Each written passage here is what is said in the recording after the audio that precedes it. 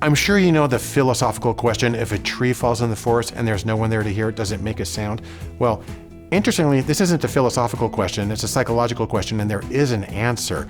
Falling trees don't make sounds. Falling trees make waves of air pressure. Sound requires a brain, and it requires a sense organ like the ear to receive it, and a transduction process to make it into something that can be interpreted by the brain.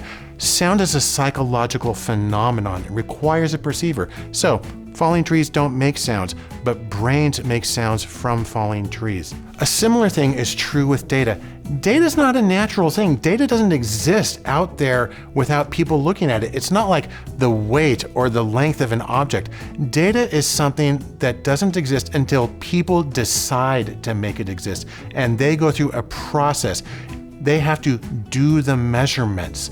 They have to gather the data. As such, it's something that has to be understood as a human creation. And the same way that a person would try to understand a screenplay or a novel, or they try to understand a biography, those are the same principles about understanding human creations that apply to those elements that also apply to understanding data. For this reason, it's really helpful to have people who have special training and expertise in understanding humans and the things that they create, because humans create data, and that experience will help people get more accurate and more useful insights out of the data.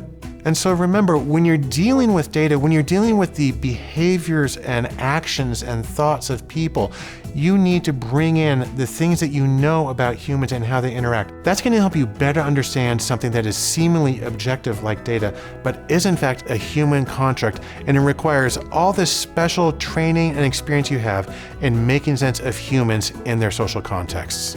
And if you want a better understanding of how people with backgrounds in the social sciences, humanities, and liberal arts can contribute to data, watch our next video on the 7 top careers for people in the liberal arts, social sciences, and humanities in the data world.